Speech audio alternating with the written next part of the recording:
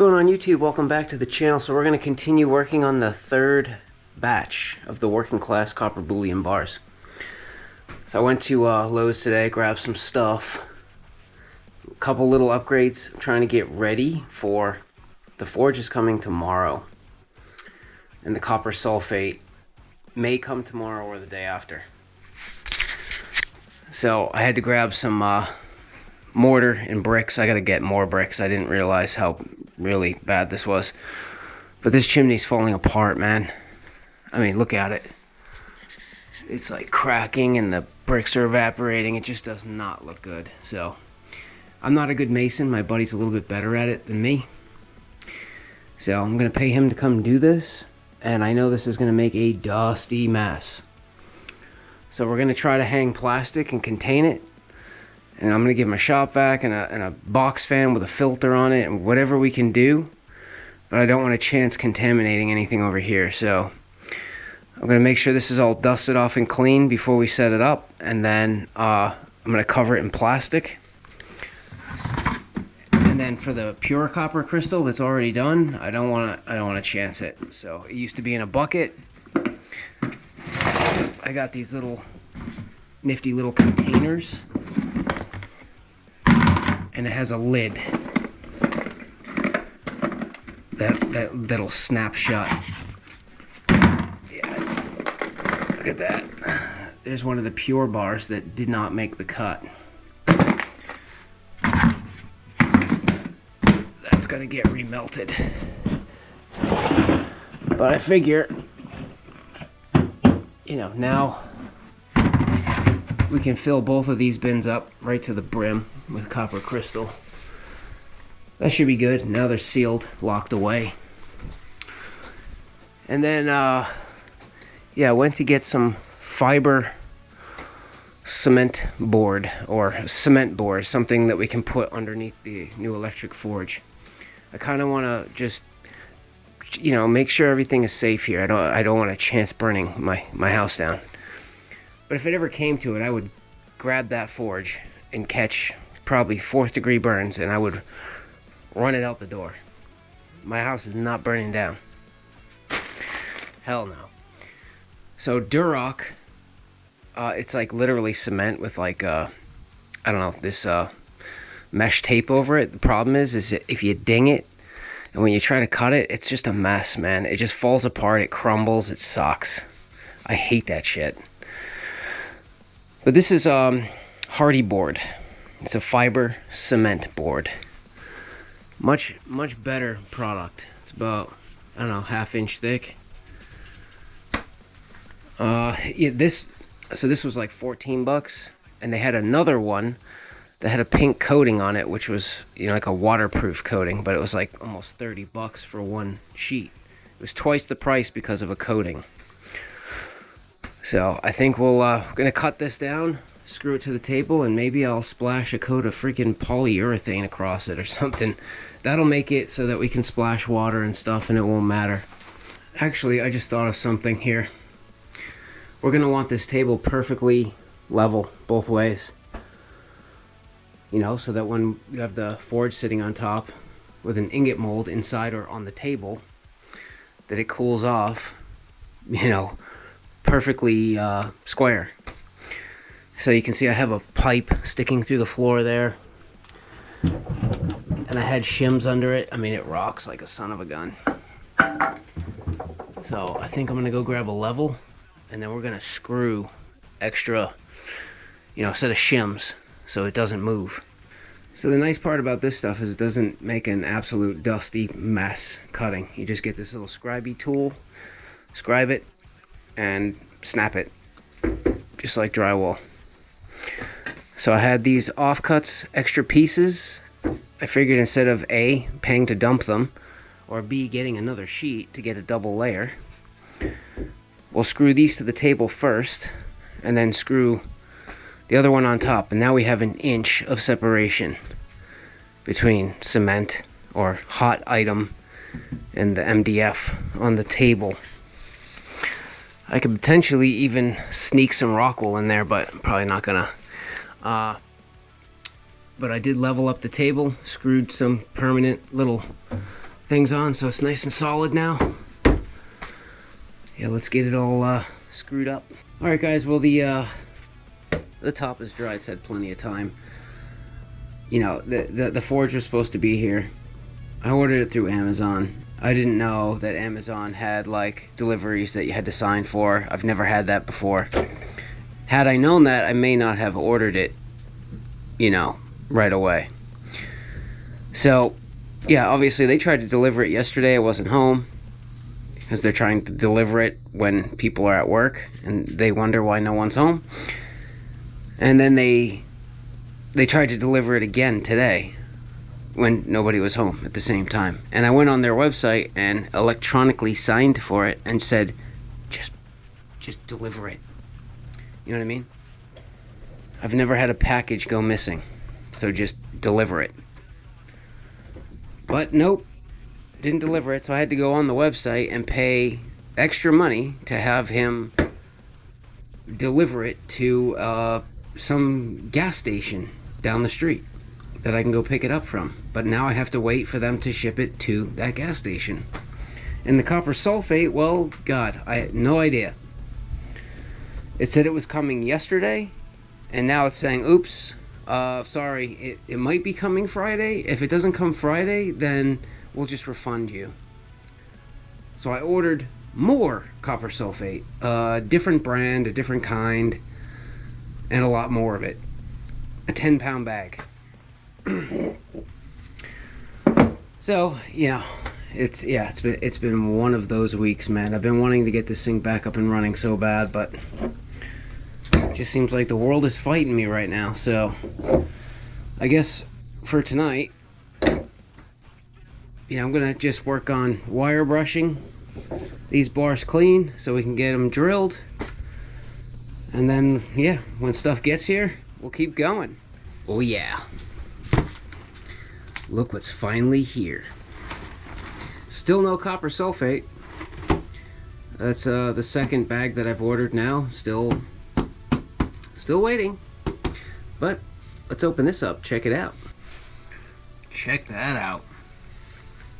That is pretty cool. Goes up to 2200 degrees. It's got a little cooling fan. Power button. A little hole in the top for ventilation. Little firebox. It came with some little legs, little feet. Then you can put this little table on top to raise whatever it is up into the heat more. But I was going through the instructions here. I kind of figured this would be necessary. Before we can use it, we got to bring it outside, bring it up to 1200 degrees, let it sit there for like 35 minutes. Then up to 1700 degrees, let it sit there for like 45 minutes, and then unplug it and let it go all the way back down to 0 and cool off on its own to burn off all the, you know, factory oils and just kind of break it in. So we're gonna have to do that outside, obviously, because it's gonna smoke and make a, yeah. Alright, so I'm trying to go like 8 mode here, just in case the copper sulfate might show up in a minute. So usually Amazon comes later in the afternoon. So I just wire brushed off all the bars real quick just to get them down to bare copper. Took the Milwaukee hard metal drill bits, drilled a hole in the top corner of them so we can hang them, and brought them all over here. And I weighed this. That's 100 pounds. That's crazy in a 2.5 pound or a 2.5 gallon bucket. Like, you can't even pick this bucket up. Even if it had the handle would snap right off. So now I'm trying to get the pits ready, get bars hung, get negative terminals made. But you can see, you know, there's one weird thing that I noticed about these buckets. The copper, for whatever reason, yeah, there's like little scratches and things at the bottom of the bucket, and the copper like embeds itself. There's like little particles of copper. You can feel it. down at the bottom of the bucket. It's like, it feels like sandpaper in some areas. So there's little pieces of embedded copper at the bottom of the bucket, and if you leave those, it just helps the whole shorting thing. It helps it right along, because it'll just make a chain and keep jumping to the next embedded piece of copper, and before you know it, you have a whole strand going across the bottom. So yeah, some of this stuff is really embedded in there. So I'm going to take like a screwdriver and scrape that all out, dump that into this bin, our tailings bin. It'll be remelted and processed later. I don't trust that stuff at the bottom. Yeah, let's just try to get these set up so when the copper sulfate comes, we can dump it in, turn it on. I'm going to dust everything off, make sure everything's clean, and hopefully we can have this thing fired up today. Upgrades, baby, upgrades. We're all pretty much set up. Still not ready to go. We're getting very close though. So I also wanted to try something new. So this is like the standard, coil that I do. It's like super wide, but you have to force it closer. So I wanted to try something not as wide, but I like really weaved it like a basket to account for that extra wire loss. This might actually have more wire, I don't know. But it's a little shorter, a little stubbier. That way I can back it up and stay far enough away from the walls that hopefully, we don't get any little shooters. Got the power set up. Everything's plugged in, ready to go. We got the trumpinator ready to guard everything. You coming, Duke? Well, let's go. See? Duke's down for the cause too.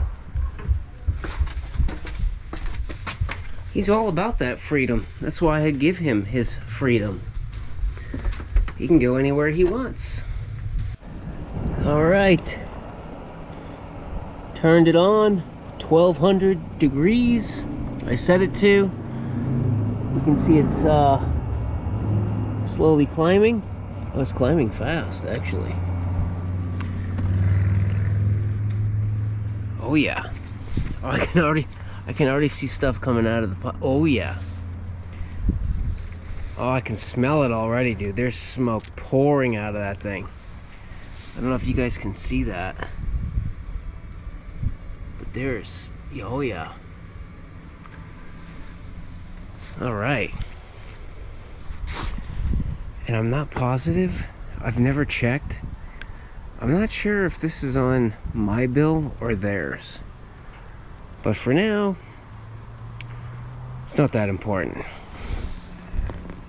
We're just breaking her in, you know what I mean? Right? Oh my God, that's vile.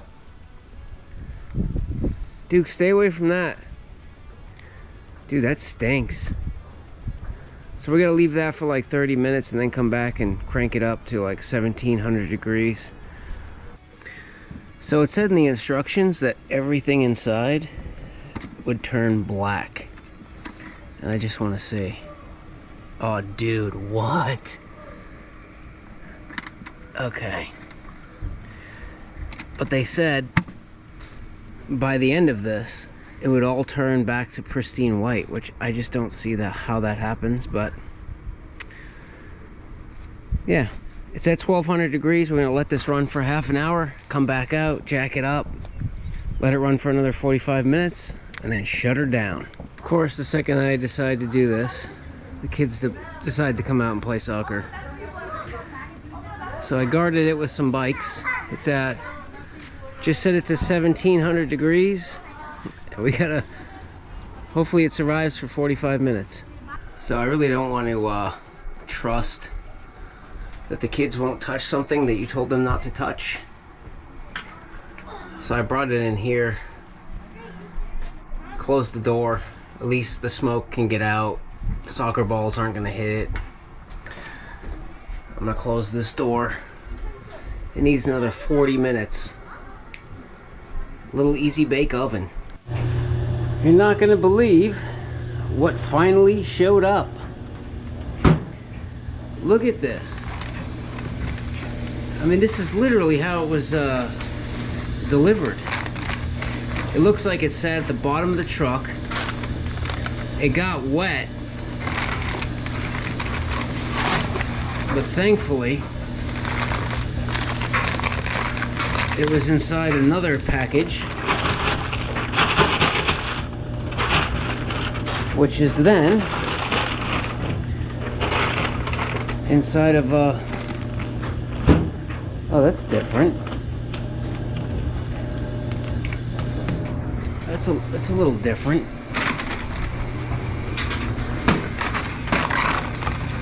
Seed Ranch. Seed Ranch. Oh, this is a 5-pound bag. Okay, well, I thought this was lost. I didn't think this was gonna come. So I ordered another 10-pound bag from another company, and I think that's due to arrive like tomorrow. So yeah, we have over 15 pounds now of copper sulfate once that other bag comes. This doesn't have a nice little Ziploc. That sucks. Well, we're gonna keep this nice Ziploc bag and pour all of that in there. But we have what we need finally to get these puppies up and running. So I was looking at the camera footage and I realized that you guys couldn't see anything. So I put in a light. So now you guys can see without, you know, my shadow. But yeah, I wanted to get this going. I don't have enough distilled water. It's one of those things, man. I was gonna do it the other day. You know, I made a mental note and then I completely forgot because I'm busy. So, you know, this one's full, but this one's not. And I don't know if there's I'm sorry about the machines, but my tenants are doing laundry. Yeah, I don't know if there's like a scientific like formula of how much copper sulfate you need. I'm just explaining what I just did. So it was a 10-pound bag plus I had a little bit in here. And we have 2.5, so I would say I used about 3 pounds of copper sulfate. So 1.5 pounds, roughly, of copper sulfate in there, and 1.5 pounds of copper sulfate in there. Of the powder. Because it dissolves a lot easier, and I don't know what it is, but Seed Ranch copper sulfate powder, it just makes the copper fall off the negative terminal so much easier than, like, say, Root Killer. I don't know why. I can't figure it out. I don't know if I put too much copper sulfate in, but I figure if I did, then all that's going to happen is the copper sulfate is going to just attach to the copper is going to suck out quick onto the negative terminal, and then, you know, at some point it'll come to an equilibrium and there'll be the perfect amount. I notice it's a little foggy, but I think that's gonna clear up once we start going. But yeah, I ran out of I ran out of distilled water. Son of a bitch, man. I really want to get this up and running, and I don't want to power this one on until this one's ready, because I want these to be on the same exact schedule. So I used to go to Walgreens and get gallon jugs, but yeah, I got my own water distiller because I was going there regularly for distilled water. But the only problem is it takes 4 hours to distill 1 gallon, and if you time it right, you could do 1 before work, 1 as soon as you get home from work, and then 1 right before bed, and you could get 3 gallons distilled in a day. So I mean, other than that, I mean, that thing's gonna be running for a while, because we need to top this up, get this one topped up, get them both on, and then refill these 3 jugs with distilled water on the side. Yes! We're up and running, baby. It was a struggle, but we got her done. Sir Trumpinator says, hell yeah. Make some copper. So yeah, it took a little while, but I would say it was worth a little bit of downtime, because we've got some major upgrades. Right, no longer am I doing this in my living room or kitchen, for that matter. I have a lot more equipment. We have you know, nice sealed bins for the finished grade copper. We still got like 90 pounds, I would say, of copper bars there, plus yeah, a bunch back there that's too impure to purify. So either will have to be mixed in with more scrap, or like I say, maybe at some point we could try to cupel it, but I don't know. That seems like a lot of copper to cupel in something of this size, you know what I mean? But whatever, it's not going to go to waste nonetheless. We'll just rebuild the copper stockpile, which is hurting right now. It's hurting pretty bad. But I'm sure the more time goes on, I will build it back up. So I did my last, I just ordered the last stuff. I really can't spend any more money on this little hobby of mine, because the money really needs to go towards the house, you know. But I ordered a new clay graphite, one of these, same exact one, just brand new, and the reach in and grab 'em tool that also looks like it has a thing that goes across the top so we can pour it off all in one deadly swoop. And I ordered some more of these guys. You know, the same exact bar size that I've been making. I feel like we should just keep it the same, you know? Keep it the same bar size. Just work on improving quality of said finished product. And I was thinking, you know, it might be perfect,